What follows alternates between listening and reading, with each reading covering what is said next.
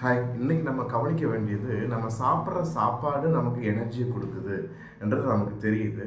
ஆனால் எந்த உணவு நல்ல உணவு, யார் நல்லா சமைக்கிறான்னு கேட்டால், நம்ம பெரும்பாலான நபர்கள் யார் ரொம்ப சுவையாக சமைக்கிறாங்களோ அவங்க தான் நல்லா சமைக்கிறாங்கன்னு சொல்லிட்டு இருக்கிறோம்.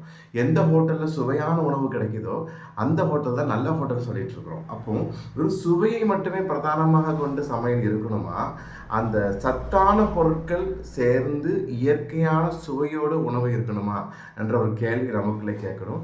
சாப்பிட்ற சாப்பாடு சுவையை மட்டுமே பிரதானமாக இருந்து சத்துக்களே இல்லாமல் இருந்துச்சுன்னா அது உடலுக்கு ஆரோக்கியத்தை கெடுக்கின்ற உணவு. அப்போ உண்ணுகின்ற உணவு இயற்கையான உணவாக இருக்கணும். இறைவன் கொடுத்த பொருளை, இறைவன் கொடுத்த சுவையில் அப்படியே சாப்பிடுறதுக்கு வாய்ப்பு கிடைச்சா சமைக்காமலே சாப்பிடுங்க. சமைத்த பொருட்களில் கூடுமான வரைக்கும் செயற்கை ரசாயனங்கள், மணமூட்டிகள், நிறமூட்டிகள் சேர்க்காம இயற்கை முறைப்படி, பாரம்பரிய முறைப்படி சமைத்து சாப்பிட்றது, நன்றாக மென்று சாப்பிட்றது ஆரோக்கியம் தரும்.